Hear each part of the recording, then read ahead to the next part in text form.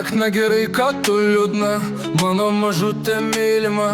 Buvai graži, buvai gera, tačiau nuo šiandien tu viena. Gal tai palikti negražu, bet pabandyk suprast ir tu. Savaitę geriau ir man sunku, atsimint, kad turiu su tavim reikalų.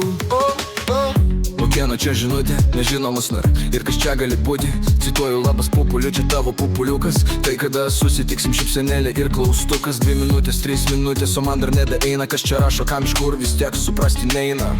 Atrodo babkių niekam neskolingas. Tada kokiam žmogui po velnių aš reikalingas. Bandau prisiminti, ką vakar veikiau. Gal tūsė buvau, gal blaiviaus, nežinau. Įmiau ir paskambinau jai mobiliu. Pakėlė iškart turbūt tyli Tele2.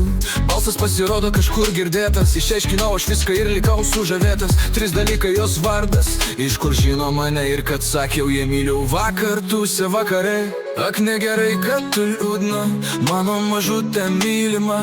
Buvai graži, buvai gera, tačiau nuo šiandien tu viena. Gal tai palikti negražu, bet pabandyk suprast ir tu. Savaitę geriau ir man sunku, atsimint, kad turiu su tavim reikalų. Dėjau 2 kart, ant jos 3 minti. Neskambinsiu, nekelsiu, eina šiek tiek, ji uždūsta. Gal lastus nuo manęs ir eis savės keliais, bent jau iki tol kolonkės pasibaigs. Mergaitė, žinau, darau negerai, bet patikėk ir aš pats jaučiuosi blogai. Spėk, kas vakar valdė mane. Galvoj, atsakymas paprastas, degtinė šventoji. Anie? Stop! Nutraukiam šitą bitą. Nesusitiksim mes nei šį, nei kitą rytą. Aš pasotau, patarimas neliūdėk. Ir dar mažiau muilo perų žiūrėk. Ak negerai, kad tu liūdna, mano mažutė mylima.